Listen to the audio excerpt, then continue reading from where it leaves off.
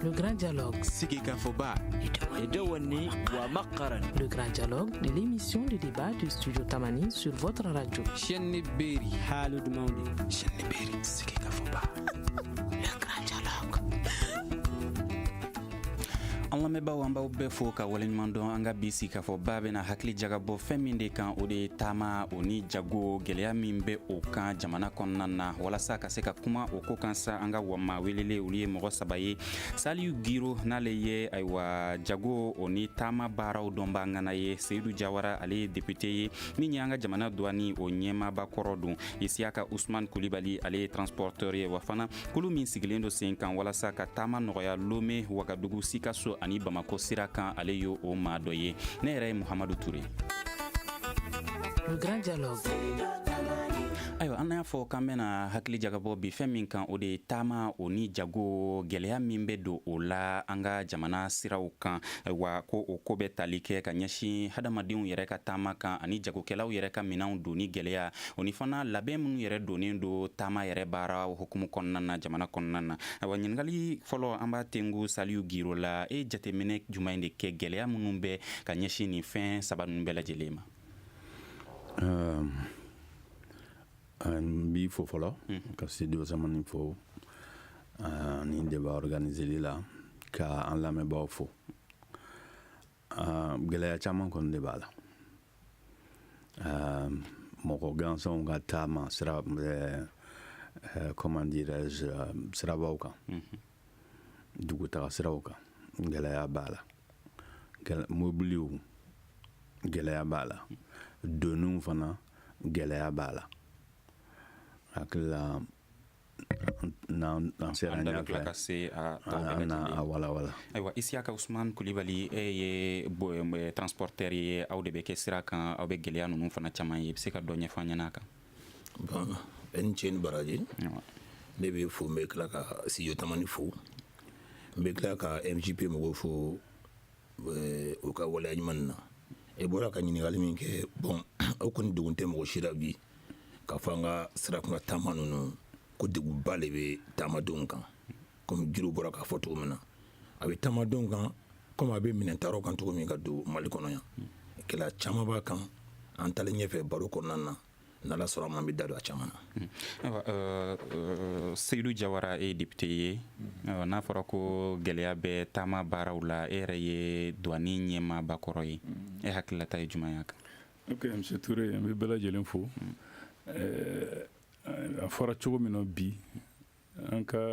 jɛkulu min bɛ farafinna tilebilan fan fɛ n'o CEDEAO ye ani jamana 8 min bɛ tubabu kan fɔ n'o UEMOA ye u ka laɲini kɛra k'a fɔ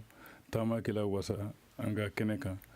minɛnw kɛ bɔyɔrɔ la u bɛ wuli yɔrɔ min na ka se u seyɔrɔ la k'o kɛ bugunatigɛ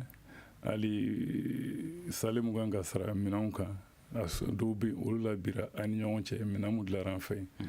o kɔni ye convention ye jamana nin bɛɛ y'i bolonɔ bila la bɛɛ sɔnna ma n b'a lawaleya an ka sariya so kɔnɔ Mali kɔnɔ a caman lawaleyara maintenant est ce que a bɛɛ labato la an b'o kuma de b'o de kan n'i y'a ye k'a fɔ Mali justice projet u nana ko fo b'an dɛmɛ o y'a dɔn k'a fɔ gɛlɛya b'a kan Kulibali ale ye transporteur ye Giro ale fana ye transporteur ye ne ye baara kɛ douane na an b'a dɔn gɛlɛya b'a la ne ye baara kɛ frontière la donc mɔgɔw ka taama ani minɛnw ka taama gɛlɛya caman b'a la. Ayiwa bɛɛ lajɛlen sɔnna ma k'a fɔ ko gɛlɛya ninnu ko u bɛ jamana kɔnɔna na wa a bɛ hali jamana kɛrɛfɛlaw la nka an bɛna sigikafɔba in an bɛna a sɛnsɛn sigiyɔrɔma saba la an b'a daminɛ mɔgɔw yɛrɛ ka taama la gɛlɛya min bɛ o la ayiwa ko sɛgɛsɛgɛli dɔ y'a jira k'a fɔ ko an ka siraw kan min ye hadamadenw ka taama malidenw ka fara maa wɛrɛw yɛrɛ kan ka gɛlɛya yɛrɛ fanba o bɛ ɲɛsin maa wɛrɛw ma n'o ye dunanw ye ko o gɛlɛya fanga ka bon kosɛbɛ ayiwa Isiyaka Usman Kulibali e min ye transporteur ye i bɛ se ka ɲɛfɔ an ɲɛna gɛlɛya minnu bɛ sɔrɔ hadamadenw ka taama kɔnɔna na. Vraiment i ni ce komi bɔra k'a fɔ to gɛlɛya yɛrɛ caman de bɛ adamadenw ka déplacer la Mali kɔnɔ yan n'i y'a jateminɛ a gɛlɛya ninnu a ka ca mais an bɛna da don saba dɔrɔn na k'a fɔ min ye tɔɔrɔ yɛrɛ ye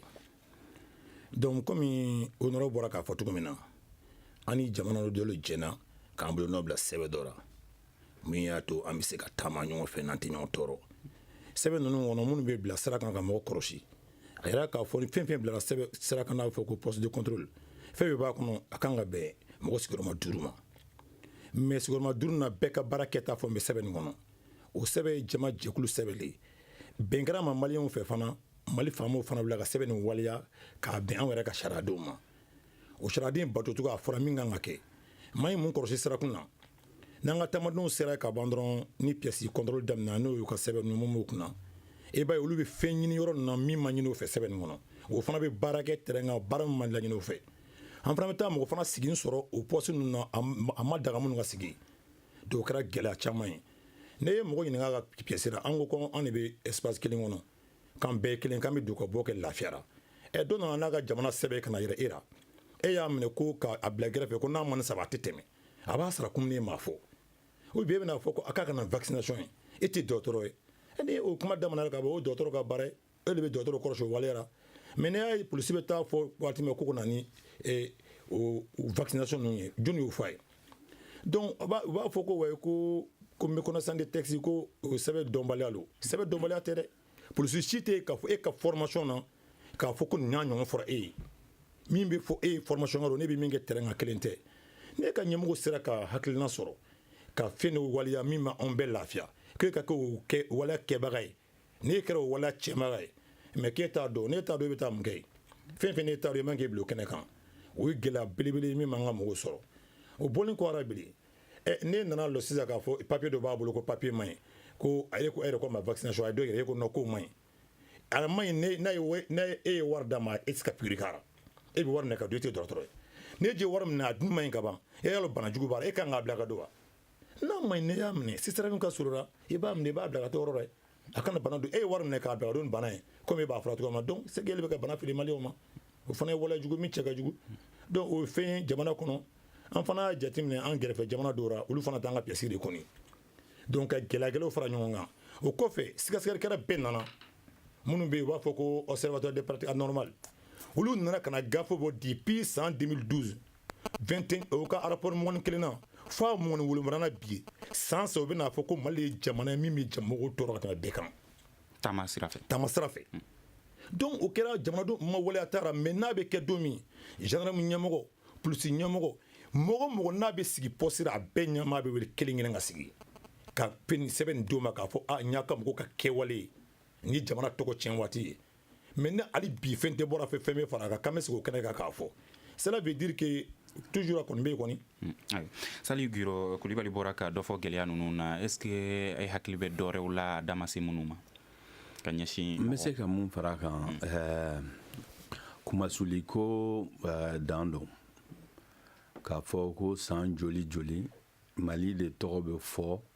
ni kɛwale jugu ninnu na siraba kan an ma se ka foyi bɔ a la surtout an bɛ wagati min kɔnɔ sisan k'a fɔ ko CEDEAO ani jamana wɛrɛw ka kɛlɛkɛdenw bɛ anw fɛ yan k'u nana an dɛmɛ ka an ni lakana k'a fɔ ko e bɛ mɔgɔ lajɔ kari kɔnɔ k'o ye Béninois ye o ka wariba sara Maliyɛn tɛ wariba sara a ka pièces bɛɛ dafalen don mais f'a bɛ wari sara ni Maliyɛn ye 200 sara i b'a fɔ ko o ka 40 sara ne yɛrɛ y'a mɛn tulo la de u yɛrɛ de bɛ tila ka n'a fɔ u ye polisiw ɲininka mais an ka sɔrɔsiw bɛ ka sa nord la ka Mali dɛmɛ aw dun bɛ furancɛ don Maliyɛnw ni anw cɛ cogo di an bɛɛ ye kelen ye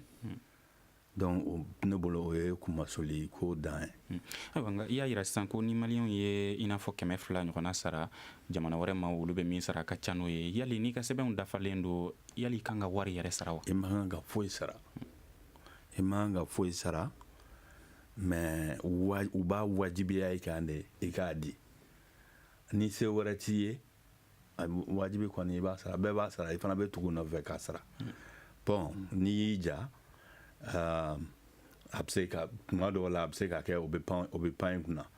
mais tuma dɔw la yɛrɛ i b'i ja i ni i taamaɲɔgɔn yɛrɛ bɛ dimi kɔrɔ i ka ko ka gɛlɛn tɛ ɲɔgɔn dɛmɛ. Seydou Jawara e douane ɲɛmaa kɔrɔ ye e yɛrɛ bolo est ce que douane ɲɛmaaw ni polisi ɲɛmaaw ni gendarmerie ɲɛmaaw u bɛ nin ko ninnu kalama wa. Bon min ye kɛ taamadenw ka contrôle ye an ma baara ko kan kosɛbɛ n ka baara fanba ɲɛsinna minɛnko sɛgɛsɛgɛli ma mais o bɛ ka min fɔ nin ye bɛɛ kan ka k'a kalama an ka émission tɛmɛnen la ne ko n ko ko tɛ bɔ dugu la gansan déjà Mali bɔlen bila sɛbɛnw la Mali yɛrɛ papier t'a kɔnɔ k'a fɔ n'i ye sariya nin kɛla bato n ko mais n ko transporteur ani passager u k'i ban k'a kɛ salon au mois de novembre la ne dɔgɔnin dɔ bɔra Côte d'Ivoire a tɛmɛna Saganfo la a donna Mali kɔnɔ Côte d'Ivoire pièce de b'a bolo o y'a ka pièce mun na k'a kɛ wari sara ko n b'a sara mun de la k'a k'a sara a ko d'accord n b'a sara mais n b'a sara a ye sɛbɛn kɛ ka di yan sisan k'a fɔ n y'a sara o ma sɔn tila k'a ka papier ta ka d'a ma ale ma siga ma foyi donc n ye o de fɔ n ko mɔgɔw k'i jɔ u jɔyɔrɔ la peut-être a daminɛ la mɔgɔw bɛ sɛgɛn u bɛ se k'u la balan mais tile kelen pɛrɛjuli kosɔn mɔgɔw kana to ɲɛdɔnna suguri bɛ a kɛ k'u la ne ka kuma tɛ k'a fɔ mɔgɔw kana fanga bonya mɔgɔw kana sariya bonya mais min tɛ sariya dɔ ye o man kan ka lawaleya o ye dugutaa sira kan ye a ye dugu kɔnɔ yɛrɛ ta gansan i tɛ se ka don ta mobili ta ka bɔ Kulukoro sira la k'i bɛ taa Falajɛ n'i ma lajɔ yɔrɔ 4 yɔrɔ 5 ou bien sotarama min bɛ pɔn tigɛ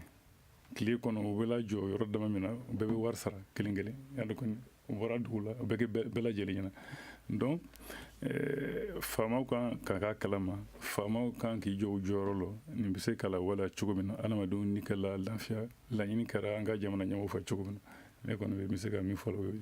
I y'a jira ko min ye hadamadenw ye o ni fana transporteurs yɛrɛ taamakɛlaw ni transporteurs k'u kan ka banga sara ka to yen nɔ mais n'u tora yen nɔ u tɛ tile dɔrɔn pɛrdi mobili fana bɛ se ka taa k'u to u bɛna obligé ka mobili kura de ta tuguni. non mobili tɛ taa k'u to ko ni transporteur ni passager bɛnna kan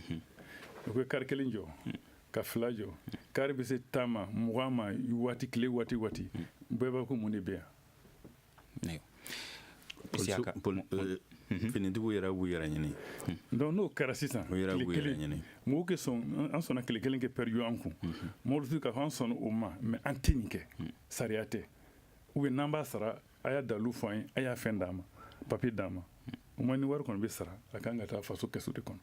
mais ne dalen don a la n'u y'o kɛ siɲɛ 1 siɲɛ 2 siɲɛ 3 mɔgɔw bɛ sira bila.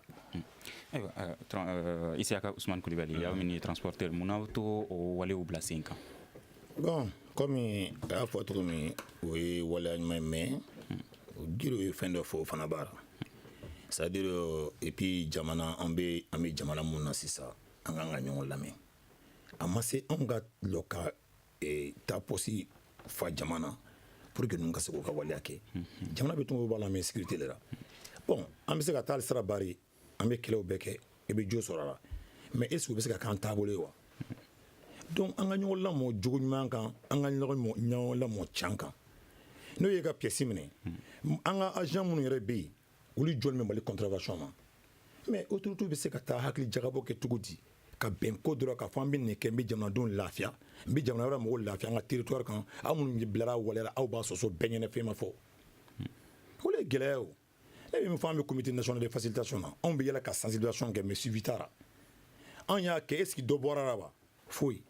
n'a nana juguya wele an bɛ wuli an b'a daminɛ mais an ni agent kelen bɛ kuma an bɛ document modèle bɛɛ d'o ma mais u ka waleya kelen don an yɛrɛ bɛ taama o b'a kɛ ne yɛrɛ ɲɛnɛ mais sigi kuma bɛɛ n ka jigin ka taa kɛ mankan ci n yɛrɛ tɔgɔra agent na dunanw ɲɛna o ye ne ma kunkɔrɔta ya o fana tɛ ne ma kunkɔrɔta ye ou bien ne k'a fɔ a ka jɔ mɔgɔ si kana wari sara est-ce que o ka ɲi wa o fana man ɲi mais olu minnu bɛ yen sisan olu ka hakilina yɛrɛ ye jumɛn ye jamana ko la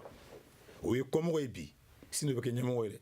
minnu bɛ ɲɛmɔgɔ la bi o y'a daminɛ olu ɲɔgɔnna de la est-ce que olu bɛ ka tiɲɛni modèle min kɛ bi jamana kɔnɔ n'olu kun dɔnni kun y'a kɛ ɲɛmɔgɔ bɛ sɔrɔ wa donc o k'a bila o kɔnɔ n'olu kɛra ɲɛmɔgɔ ye olu ka moral bɛna kɛ jumɛn ye nin bɛɛ kɔfɛ non c'est à dire e taara mɔgɔ minɛ an ye fɛn fɛn fɔ polisiw ye n'o y'a kɛ o ɲɛma problème foyi t'a la mais o b'a kɛ olu bɛ ka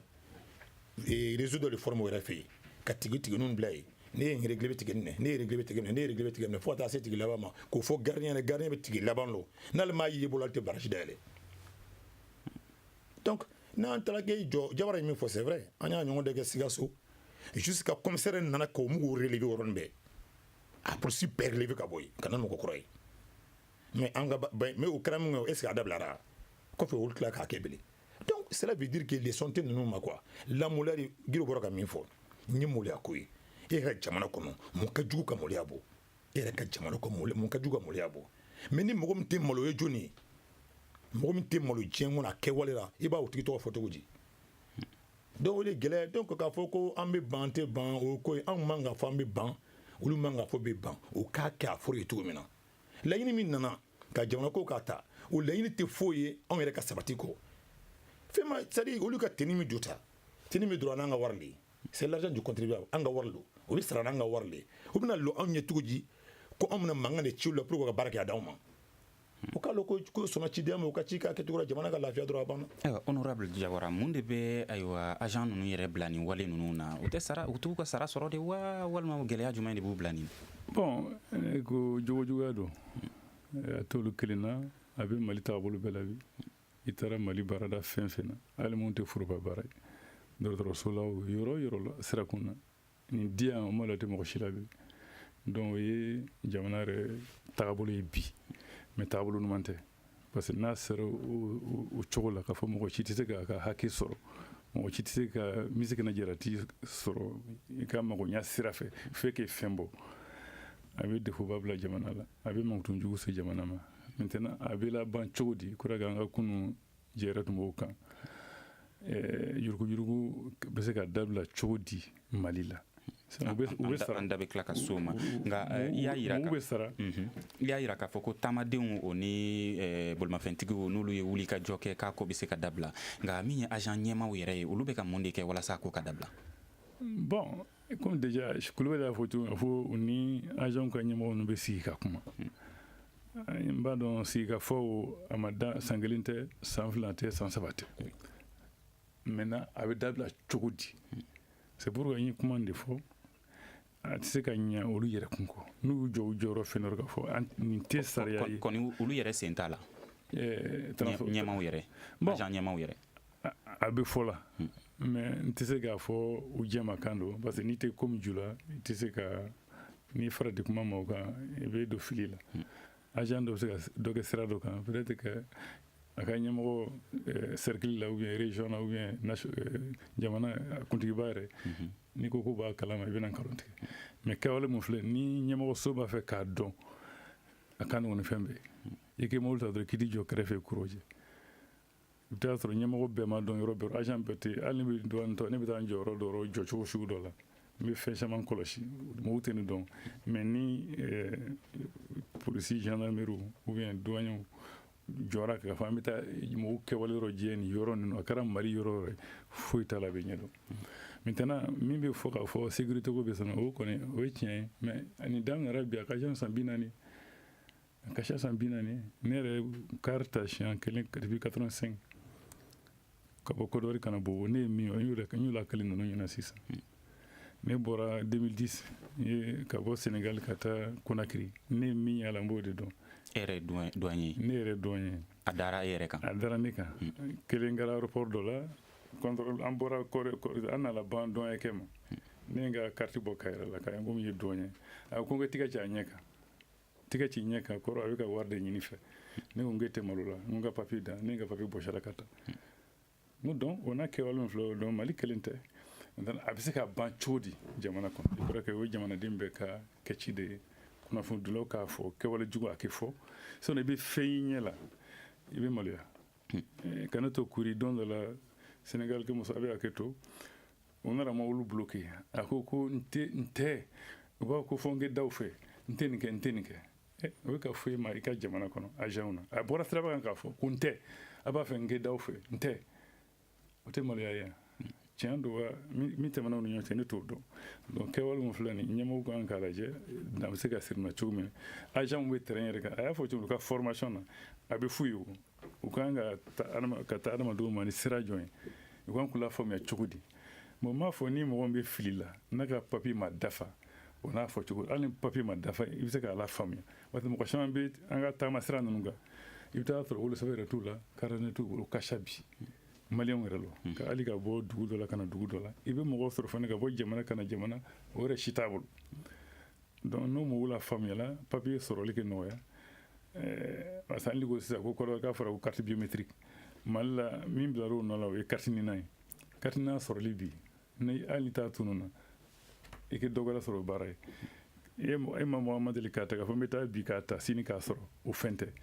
bon ni jamana min ka sara sina o yira likan dara gala balade kosɛbɛ salu giro minanko ta fanfɛla la gɛlɛyaw ye jumɛn di minanko ta fanfɛla la sariya caman taara pour que minanw ka se ka boli jamanaw ni ɲɔgɔn cɛ nɔgɔya la n se ka sariya dɔ fɔ n'o ye convention trieux ni minan ka kan ka bɔ Ghana ka na Mali la yan douane kan ka contrôle kɛ départ la Ghana douane a bɛ se ka kɛ Mali douane bɛ se ka kɛ mais Ghana douane kelen bɛ se ka kɛ bɛ contrôle kɛ ka papier dilan wari sarako kelen papier kelen de bɛ dilan o papier kelen Mali Burkina douane o dalen b'a la ko papier kan u bɛ sɔn a ma mobile bɛ continuer ka na Mali la o papier kelen o dalen de bɛ marchandise kan fo Mali la sarako kelen o mun bɛ sara fana o ye ka wari fara ɲɔgɔn kan n'u b'a fɔ a ma caution ni ala ma jan kɛ ni marchandise ni dɔ bɔra ka feere sugu la a bɛ kɛ i n'a fɔ Mali jiginɛba n'a bɛ fɔ ma trésor ni o ka wari perdira donc o wari mun bɛ fara ɲɔgɔn kan o bɛ kɛ k'o sara mais kabini 82 n'o convention taara a ma se ka appliquer mais n bɛ se k'a fɔ jamana kelen mun jijalen b'o la an ka dafɛ jamana ninnu na o ye Ghana ye Ghana b'a kɛ ka b'o ka port la fo Burkina frontière la mais Burkina ni Mali olu de ma se k'a kɛ o kɔnɔna gan yɛrɛ bɛ ne la an ka douane ko k'olu ye économie yiriwali kɛlɛkɛcɛw ye sɔrɔ yiriwali k'a fɔ ko olu ma se ka alors que u ka système informatique douanier ani burkinabɛw ta ye kelen ye mais olu ma se ka o baara in k'o matarafa u ye convention de signé o ni ɲɔgɔn cɛ dɛ kabini 2008 a bɛna san 10 bɔ sisan mais o ma se k'a sigi sen ka kuma tɛ yɔrɔ wɛrɛw ma Côte d'Ivoire sira Burkina sira o ye gɛlɛyaba ye gɛlɛya wɛrɛw bɛ yen n y'a lɔn Isiaka Usumani Kulibali bɛ se ka dɔ fɔ an ɲɛna olu ma so bon comme Giro bɔra ka min fɔ gɛlɛya caman de b'a la ka d'a ma an ye jan ka sɛbɛn mun bɔ k'o waliyali o le yɛrɛ gɛlɛya yɛrɛ comme a bɔra ka min fɔ o ye papier min bɔ IMOA kɔnɔna na n'o k'a ma ko directive 8 o le ye yɔrɔ ninnu minɛn ninnu sikasika yɔrɔ fɔ sabali la a bɔ minɛn taara yɔrɔ mun na an ka dancɛ ani minɛn bɛ taa laban yɔrɔ mun na minɛn kan ka contrôler mais minɛn taara yɔrɔ mun na a ye min fɔ papier fɛn fɛn kan ka d'e ma n'i kan ka wuli papier dafa de bɛ d'e ma olu ka ɲamara ko n'u y'a dir'e ma olu bɛ ka basi ou bɛ ka conteneur olu bɛ plomb dɔ la n'olu ye plomb dɔ la a b'a fɔ seulement n'u y'o kɛ sisan o numéro de bɛ kɛ i ka papier bɛɛ kan n'e sera frontière o bɛ contrôler k'a fɔ i bɔra minɛn mun ye i b'a plomb Dakar fɛn ma bɔ a la n'o i ka plomb kɔni ka ɲi ka ban e bɛ tɛmɛ fo kana e se ka minɛn bɛ jigin yɔrɔ mun na misaliyara ni e ka minɛn kan ka jigin Bamakɔ k'e bɔ frontière la zie quoi fo Bamakɔ o seulement de bɛ lajɛ n'a sɔrɔ a ka ɲi o y'a sɔrɔ makaron bɛ ka mobili la e tɛ foyi wɛrɛ yira parce que a ye o sɛbɛn kelen dir'e ma a ɲɛna ka bɔ port la fo kana e se dɔ ye man ɲi donc e bɛ poste e ɲɛ an b'a fɔ o ma poste intermédiaire olu tɛ contrôler e ka contrôle bɛ da o sabara mais ni minnu yɛrɛ ka gafe bɔ ni a waliyali yɛrɛ volonté ma kɛ olu la gɛlɛya tɛ to ye toujours wa hali min fɔ o kelen don e ka minɛn tɛ nana se frontière la e contrôle e bɔra e bɛ se poste olu bɛ ka dun papier minɛ nin man ɲi nin ka ɲi nin man ɲi a ma bɔ e fɛ yen a ma bɔ an fɛ yen foyi olu ka man ɲi bɛ yara yɔrɔ yɔrɔ parce que faamaw yɛrɛ ye man ɲi yɔrɔ bilara o ka se ka fɔ sinon n'o ye makaron kara ka tila ka plomb kara fo e se yɔrɔ i ni faama tɛ se ɲɔgɔn ma mais ni taamasira gɛlɛya minɛ ko la a bɛ fɛn caman se agent yɛrɛ ma gɛlɛyara fana parce que infraction kun bɛ fɔlɔ n'o ye ɲagali sɛbɛn ye ka se anw ma dɔw y'o ta ka bɔ an kunna o ma se ka diya agent ye parce que mun na fɔlɔ an kun bɛ surcharge de poids sara an bɛ volume ninnu sara a nana ye k'a fɔ depuis autorité routière nana n'a bɛ don olu ka pont ninnu kɔnɔ o policiers tɛ se k'o ɲininkali kɛ bilen donc mais toujours o b'an minɛ kolonbaliyara e b'a lɔn an ka mɔgɔ kɛmɛ bi wolonwula bɛ o ma taa ekɔli la donc o bɛ minɛ bon e tɛ minɛli fɛ bon dɔw yɛrɛ ka taabolo ye o ni faama kana kuma quoi n'u bɛ se ka fɛn min don ni faama ka kuma cɛ o b'a kɛ ji tɛmɛ a bɛ fɛn caman a t'o ɲɛlɔ dɛ mɔgɔ wɛrɛ kɔni a bɛ tɛmɛ faamaw fana b'o dɔn olu ɲɛ kan komi Jawara bɔra k'a fɔ question bɛ n'i y'a poser agent kunna k'a to a ka fɛn ninnu na a b'e bila mais toujours n'i b'a fɔ sabali i b'a deli la a jo taara mais i b'a deli la toujours a bɛ taa dɔw yɛrɛ y'a fɔ ne ɲɛna ale b'a kɛ yɔrɔ min jan k'ale wele n'o e kana siran ne ɲɛ e kana siri ka faama ɲɛ e kɔni kan ka siran Ala ɲɛ ne ko a ma ne ma siran na prêter e le kalela k'a fɔ i bɛ se ka jamana ka waleya kɛ i tɛ sonyɛli kɛ i tɛ kalon tigɛ ka n'e bila sonyɛli ni kalon na e ka baara sɛgɛlafiɲɛ bɔ kɔfɛ e bɛna mun kɛ ni anw ye n'an nana jɛn vie kelen na Ala bɛ yen koyi ale kɔni tɛ bouger e kale kan kɔni a bɛ munumunu e kɔ fo ka taa se e ka saya ma a ka jija a ka kɛ waleya ɲuman ye pour que aw kɔ ka ɲɛ e bɛ mun ɲini a tɛna e kɔ ɲɛ wa a bɛna e kɔ tiɲɛ don dɔrɔn e yɛrɛ tɛ se ka expliquer wa e denw tɛ se ka expliquer ko non ko ne ye yɔrɔ jan ka taa ko ne bɛ taa ni Ala fɛ yen o y'o ca ne ye donc kuma gɛlɛyara j'ai appelé le commissaire a kɛra problème ye donc est-ce que kuma bɛɛ ne ka don kari kɔnɔ ka to ka kɛ agent tɔɔrɔ o ka kɛwale jugu ra o ye cɛya ye wa o tɛ cɛya a bɛ kɛ ne yɛrɛ kuma don ka bali ten dabilara parce que équipe m'an bolo n'o ye comité national de facilitation ye gouvernement de y'a sigi sur place ɲɛmɔgɔ bɛɛ bɛ k'a kɔnɔ o bɛ baara k'a kɛ ɲɛma k'a fɔ y'a tɛ cogo la mais a tɛ kɛ mais a tɛ kɛ fɛn ma b'o la mais agent minɛna tout récemment a fɔra ko ni seli surunyana dɔrɔn sɛbɛn bɛɛ bɔra misiw kan Sénégal kɔnɔ i bɛ don misi ka taa i tɛ minɛ hali polisi tɛ fiyɛ mais gendarme de ye misi mɔliw fiyɛ a fɔra yɔrɔ min na dɔrɔn a ye déshabillera parce que degré le bɔra a y'a sɔsɔ Côte d'Ivoire o jugement kɛ sisan gendarme 5 dugɛn 4 mais gendarme 3 bɛɛ déshabillera parce que munna o ye waleya kɛ transporteur min ma ɲɛ a plainte kɛra a bɔra can fɛ mais Mali kɔnɔ yan e bɛ commissaire wele k'a gɛn k'a jɔ a la commissaire bɛ wele kɛ ka mobile labila o mɔgɔ kelen bɛ tila k'o kɛ i b'o commissaire kelen wele a bɛ wele ka dabila a kita poste la ne ye commissaire ni commandant bɛ o ye ne sɔrɔ poste la an ye débat kɛ an y'a fɔ u ye mobile bila mais mobile nana goro y'an wele ko y'olu minɛ commissaire bɔnni ka taa dugu kɔnɔ an yɛrɛ sira minɛ ka na Bamakɔ o ye mobile dɔ yɛrɛ minɛ n'a kun fɔra le ko n'u ye tile ko ma mɔgɔ minɛ mɔgɔ wɛrɛ nana o minɛ an b'a fɔ k'olu t'a kalama minnu yɛrɛ bɛ yen n'u ye minɛni kɛ n'an ye plus de 15 minutes sɔrɔ mankan na n'a nana ban k'a ɲɛfɔ ye olu tila ka mɔgɔ minɛ yanni an ka se Bamakɔ ka tila ka mɔgɔ minɛ yanni ninnu ka bɔ kita poste la don kita dugu kɔnɔ an ni mobile minɛ o y'o bɛɛ minɛ mais est-ce que o bonya yan donc honorable k'a fɔ i question dɔ poser honorable kun bɛ excusez ko est-ce que faamaw b'a kalama ne bɔra k'o de fɔ e ye a rapport min bɛ fɔ joli ɲini anw bɛ mission min kɛ an b'a kɛ faso la a ye min fɔ ko carnetterie n ko carnetterie wari de bɛ bɔ ka d'a ma mais mission ɲɛna an ka wari tɛ o faso wari don obligatoirement an bɛ contrat kɛ faso ye an b'a kɛ joli an b'a kɛ faamaw ye parce que an cidenw ye n'u b'a kalama yali o fana bɛ nafa de sɔrɔ a la fɛn na o b'o ni Ala de cɛ n'olu kɔni tɛ nafa sɔrɔ o b'a bila ka kɛ o b'o ni Ala de cɛ honorable Jawara mun de la fɛn tɛ ka bɔ a la bon sara la batobili an y'o de fɔ si tɛ ka ta kɛ mun bɛ ka sara la waleya kɛyɔrɔw la dɔ b'olu la sɛgɛsɛgɛli min kan ka k'u nɔfɛ dɔ b'olu la donc nin bɛɛ la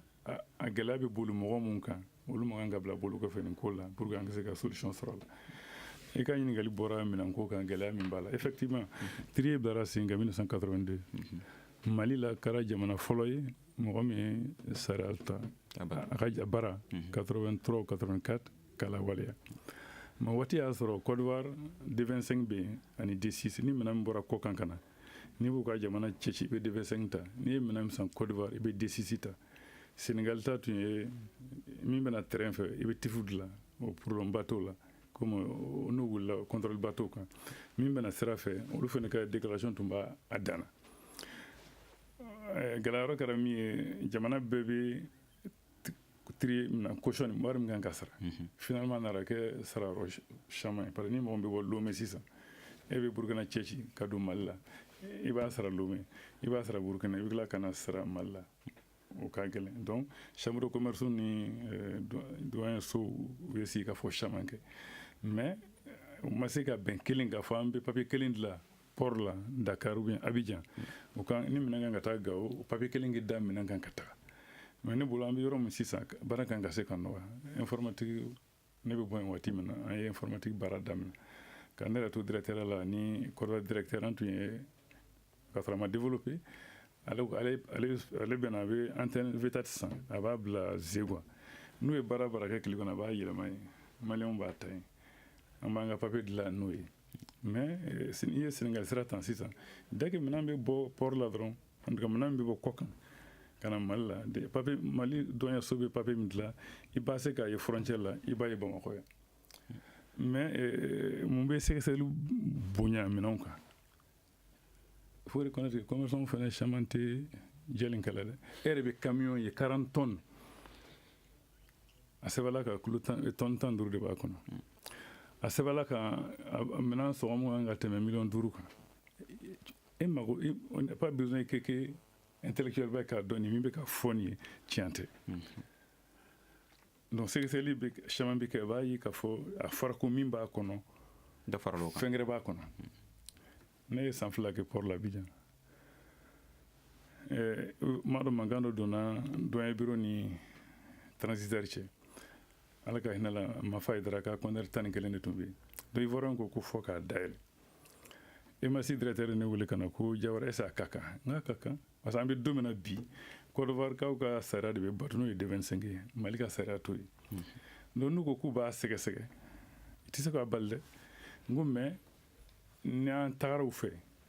an kana taa ka sara ko kuma sinon n ko minɛnw bɛ feere a y'a sɔrɔ ne taara u ye papier dilan anw b'a copie sɔrɔ a don na minɛn mun b'a la kelen papier bɛ ne bolo o tɛ ye conteneur 20 pieds 300 cartons de chaussures a bɔra Taïwan a bɛ na Mali la ne ko n k'i bɛ k'a bureau la k'a bɛ yen ne wulila ka taa ala ka hinɛ jara n ko bon n ko e kɛ nin nɔ jɛ tan nin conteneur nin ka bɔ Taïwan a bɛ bɔ port kɔnɔ waati min na 1,200,000 o y'a valeur transport ni minɛn sɔgɔ n ko mais comme e ye transporteur ye conteneur ni e yɛrɛ bolo a bɛ se ka taa jeli ka bɔ Taïwan ka na Abidjan a y'a kun ja ko 800,000 n ko bon n ko 800,000 n'i y'o bɔ 1,200,000 n ka tɔ jeli ko 400,000 ko ko ye mun carton sugu ye ko bon n ko e y'i ka jaabi sɔrɔ i ka kuma la o ye e mɔgɔ gansan ye doyen ye nin ye e ko k'o kana siga o la n ko donc n'i taara a wuli ko sariya to man kan kala n ko minɛn ni feere n ko foyi t'a la an taara sɔrɔ Abidjan port doyen bɛɛ wuli ka na kuntigi bɛɛ mɔgɔ 10 dɔrɔn mɔgɔ 2 bon ale bɛna don taama la ne sen dara sen kan ne ye kuma tigɛ a la ne ye kuma ta k'a fɔ an bɛna kɛlɛ kama o y'a sɔrɔ u ye conteneur bɛɛ sɛgɛsɛgɛ a fɔra ko fɛn fɛn b'a kɔnɔ si t'a kɔnɔ ne ko mais n'a kɛra ka ɲa a bɛ Mali de la wasa donc Isiaka Ousmane Coulibaly muna transporteur dɔw b'o kɛ transporteur de commerçant voilà bon comme la fois passée ne y'o fɔ ɲininkali la yan ko commerçant ninnu ka baara ni doyen ka baara cɛ nana ka kuma ka dɔgɔyara dɔɔni commerçant de bɛ se k'o langali mais ne kɔni bɛ min kɔni dɔn i tɛ se ka sanni kɛ ni ma intention kɔni de bɛ Mali la kɔni i tɛ se ka kɛ ni ma taa intention de bɛ donc ko DRCC wa DGC donc ils sont habilités de répondre olu bɛ se ka kuma ninnu jaabi intention bɛ wuli o tɛ baasi ye o ne bɛ taa ne bɛ fɛ ka na ni minɛn sisan bon n ka minɛn nin bɛ na n'a ye 2 millions ou 3 millions e minɛn min san kɔ kan bi an bɛ yɔrɔ min na bɛɛ bɛ facture 5 de la minɛn min bɛ san kɔrɔ yɔrɔ ne min bɔ usine na olu bɛ se ka facture ɲuman dilan mais fɛn fɛn b'o kɔ kan ka na fɛn fɛn bɛ don an ka jago la fɛn b'o Chine i tɛ tracer si a la commerce fɛnɛ la normalement ni minɛn min bɛ don Mali kɔnɔ normalement intention bɛ wuli yɔrɔ min i bɛ taa bila banque la i kan k'i ka minɛn sara banque sira fɛ minɛn jeli bɛ yen commerçant jeli bɛ yen bi fɛn bɛ taa Chine u bɛ wari kɛ bɔrɔ kɔnɔ ka dulon kɛrɛ la i tɛ minɛn nin nana karisa nana ni minɛn i t'a tracer fan si fɛ 2001 2002 kalo 3 kɔnɔ anw ye miliyari 2 jɛ minɛ aéroport la mɔgɔ fu ye la donc o ye k'a fɔ commerçant k'a dɔn min b'a la jamana ka sɔrɔ de b'o la parce que salen jɔdaba bɛ jamana ka musaka la ni quand même kan ka 10,000,000 sara e taara 1,000,000 sara bi bɛ jɔn kan hali mɔgɔ min bɛ sara n'i ye 40,000 d'a ma ou bien 50,000 d'a ma o bolo o y'o ye mais bi bɛ jɔn de kan jamana ayiwa Saliu Giro a yirala k'a fɔ ko n'a fɔra ko ka sɛbɛnw k'i bolonɔ da kan Mali ale bɛ jamana fɔlɔw la minnu bɛ o kɛ nka ka waleya o ye gɛlɛya ye mun de la jamana b'a bolonɔ bila sɛbɛnw kan n'a tɛ se k'u waleya nin ye ɲininka gɛlɛn yala faamaw de ka kan ka ɲininka o la kosɛbɛ an kɔni an sigilen bɛ an bɛ ka kuma fɔ an b'a fɔ dɔrɔn ko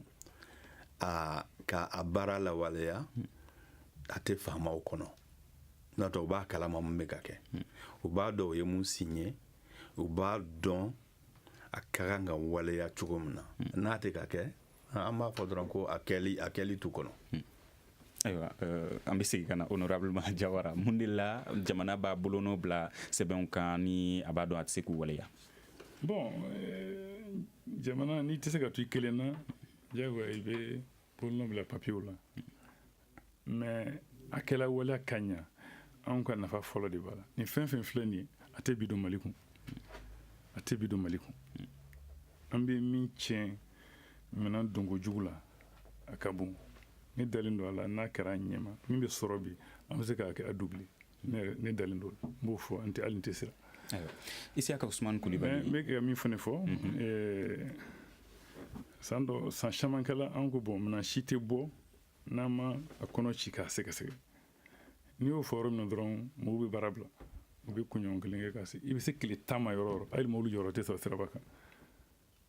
i t'a sɔrɔ camion 300 400 bɛ biro kelen na a bɛ ko mun de bɛ yen a bɛ taa faama bara kabini u bɛ siran k'a ɲɛfɔ minisiri ɲɛna u tɛ ma la k'a fɔ ɲɛna u bɛ taa se sanfɛ a bɛ taa fɔ fɛnkɛrɛ la a bɛ fɔ bon anw tun bɛ 4,000,000 sara conteneur la a fɔra bi k'an kɛ 6,000,000 sara ko tɛ sara ne ko mais ko nin tɛ kuma ye min kan ka sara a tɛ dépend conteneur bonya la koyi min bɛ conteneur kɔnɔ o de kan ka jɛ ka sara i bɛ minɛn dɔw ɲini papier la i t'a ye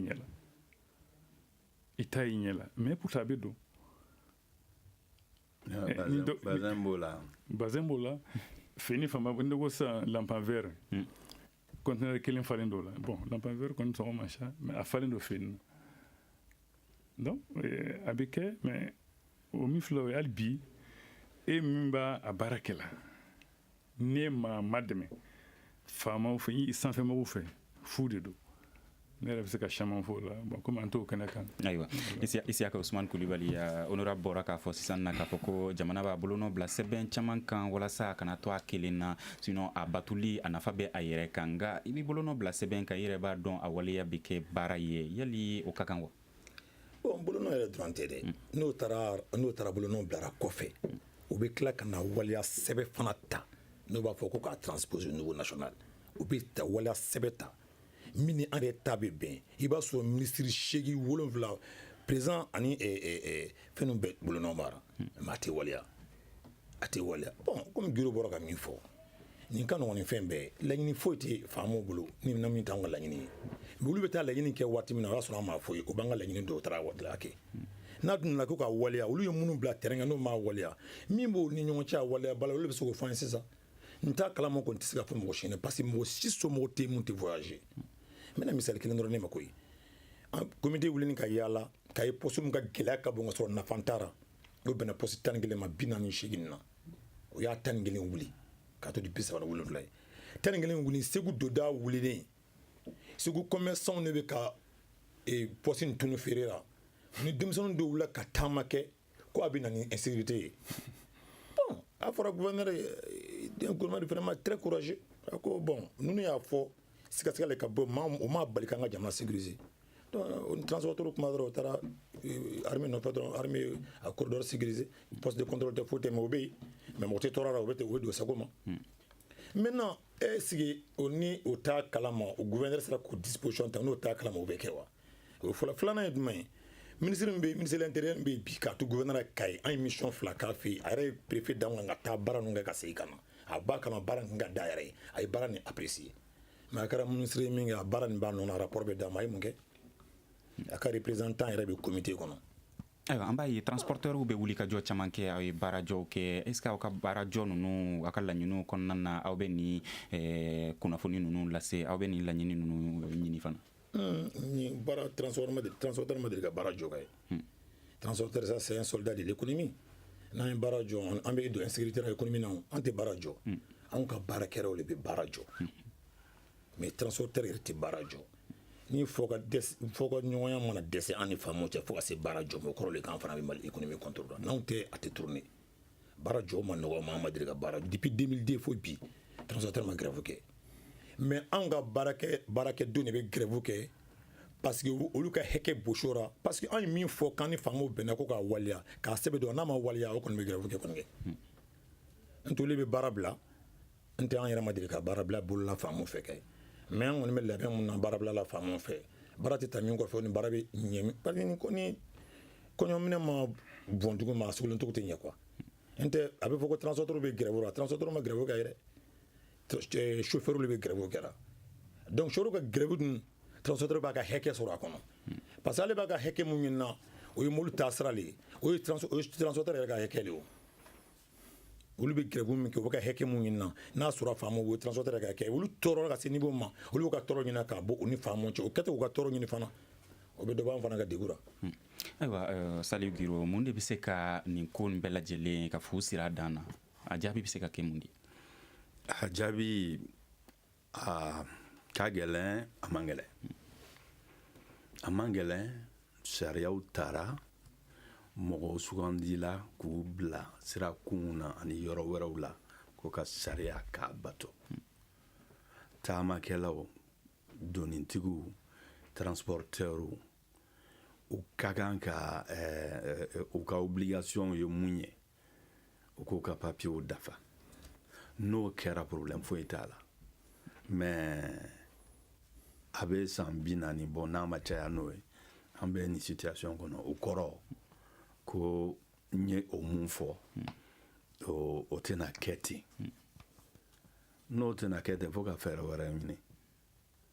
mais projet Mali justice kɔni fɛɛrɛw b'a bolo ko n'o bolo dara Sikaso mara la pour que en tout cas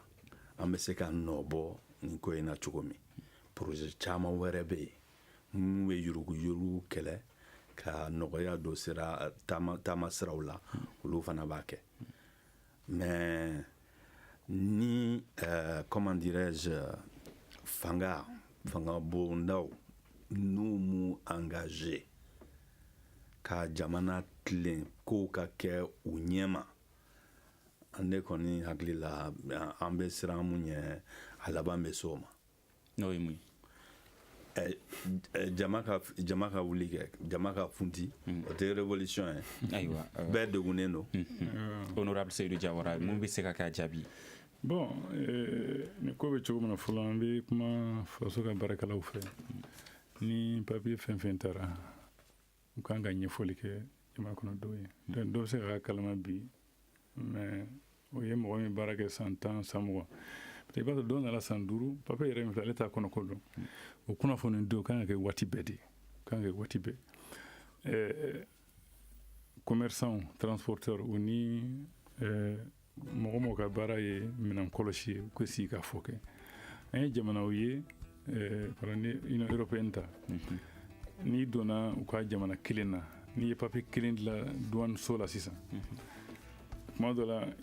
u bɛ bɛnkan sɛbɛn ta ni douanier so ye i bɛ na n'i ka minɛn f'i ka usine na i ka butiki la ni heure i b'u la i bɛ douanier na dɔn ne ka minɛn sera ni heure 2 sera ka sɔrɔ u ma na yamara b'i bolo i b'i ka minɛn ta k'i ka baara kɛ donc o taabolo mun filɛ nin ye ni u ma donna douanier ɲɛmɔgɔso la min bɛ se ka baara nɔgɔya u bolo u bɛ se ka contrat kɛ mais contrat bɛ kɛ danaya de kan i dalen i bɛna ni minɛn min i b'a kɛ jɛlenya kɔnɔ fo wale talen olu ka se ka sɛbɛntiya o ka sabatiya Isiaka Usman Kulibali dakuruɲɛ damadɔ la jaabi bɛ se ka kɛ mun